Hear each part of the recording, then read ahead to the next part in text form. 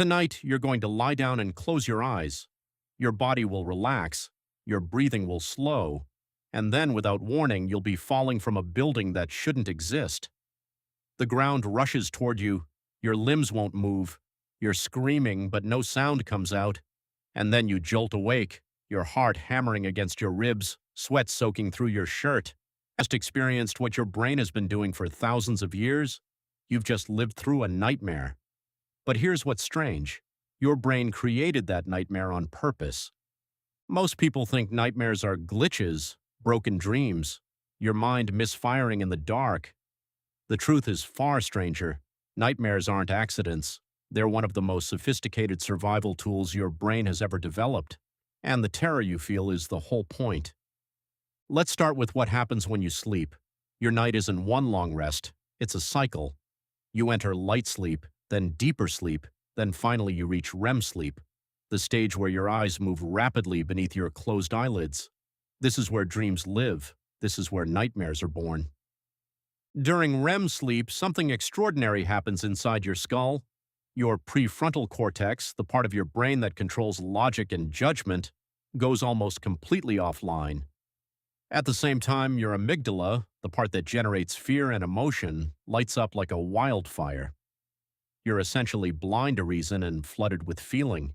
You're experiencing reality through pure emotion, unfiltered by rational thought. Most people assume this is a design flaw. It's not. It's a feature. In the 1990s, a neuroscientist named Antti Revonsuo proposed something called the threat simulation theory. He suggested that dreaming, particularly nightmares, isn't your brain resting or processing the day's information. It's your brain running a simulation, a rehearsal. Your brain is taking you through dangerous scenarios while you're safely tucked in bed, and it's making you feel genuine terror so that the practice feels real. Think about this. 99.9% of your evolutionary history happened in an environment where being unprepared for danger meant death. A lion in the night, a rival warrior, a poisoned food source, starvation. Your ancestors didn't have luxury. They had hypervigilance. They had to survive. And the ones who survived were the ones whose brains could anticipate threats, rehearse responses, and wake up already half prepared for catastrophe. Your modern brain still carries that ancient job description. It doesn't know that you live in a climate-controlled apartment with locks on the doors. It doesn't know that the most dangerous thing you'll face today is a difficult email. Your brain still thinks like a creature hunted in darkness, and so it practices. Rosalind Cartwright was a pioneer in nightmare research. She studied people's dreams across decades and discovered something remarkable. People who had frequent nightmares before a major life crisis were significantly more likely to survive that crisis psychologically intact than people who didn't. They weren't predicting the future, but their brains were rehearsing resilience. They were practicing the feeling of fear and then waking up alive. Over and over, they trained their nervous systems to handle terror. This is why your nightmares tend to reflect your real anxieties. You don't dream about things that genuinely don't scare you. Your brain is too efficient for that. It only rehearses threats that matter. If you're worried about public speaking, you'll dream about stumbling through words in front of thousands. If you fear abandonment, you'll dream about people you love walking away. Your brain isn't being cruel, it's being strategic. It's running a simulation of the exact scenario that could break you so that you know, on a cellular level, that you can survive it. Here's where it gets more fascinating. The terror you feel in a nightmare is real. Your body isn't just imagining fear. Your amygdala is flooding your system with cortisol and adrenaline.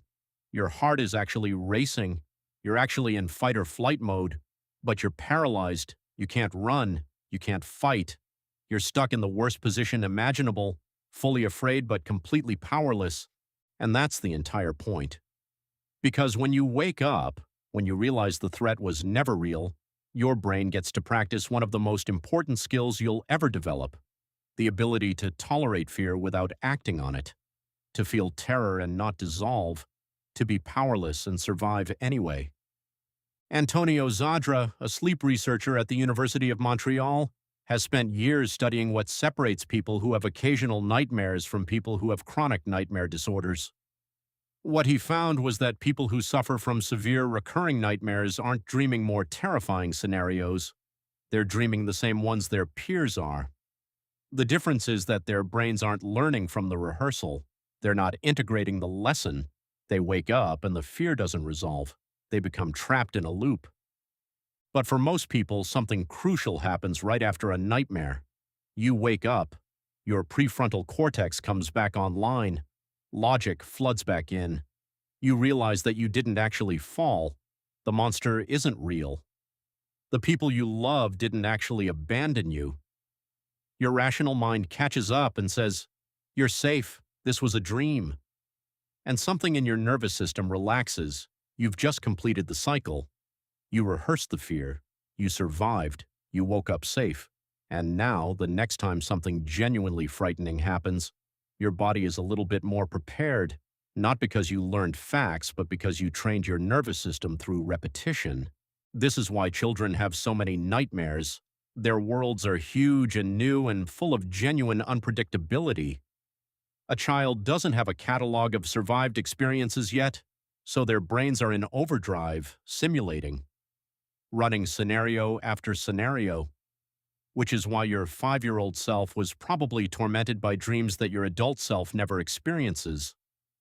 This is also why people often report that their nightmares change based on their circumstances. When you're stressed about your job, you dream about professional catastrophe. When you're in a new relationship, you dream about abandonment. When you're facing health concerns, you dream about your body failing. Your brain isn't predicting your future, it's personalizing your rehearsal. It's saying, here's what you're actually worried about. Here's what could go wrong. Let's practice surviving it. There's a paradox buried in all of this. The scarier your nightmare, the better it's usually working. A nightmare that truly terrifies you is evidence that your brain has identified something that genuinely matters to you and is giving it the full rehearsal treatment.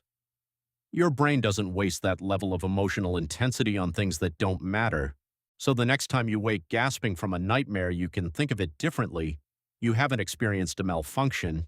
You've just completed a training session. Your brain has spent the last few minutes simulating the worst-case scenario and letting you survive it anyway. It's given you the gift of rehearsal. And while the terror felt absolutely real, because it was, you're now a fraction more prepared for the actual challenges your waking life might throw at you. The nightmare wasn't your brain attacking you. It was your brain protecting you. It was your ancient survival instinct still faithfully doing the job it's been doing for millennia, keeping you ready. Making sure that when real danger comes, if it ever comes, you've already died 1,000 small deaths in the safety of your sleep and lived through all of them. So tonight, when you lie down and close your eyes, and your brain begins its ancient work of rehearsal and simulation, know that whatever fear finds you in that darkness is your oldest friend doing exactly what it was built to do. You will dream about things that terrify you, and you will wake up alive.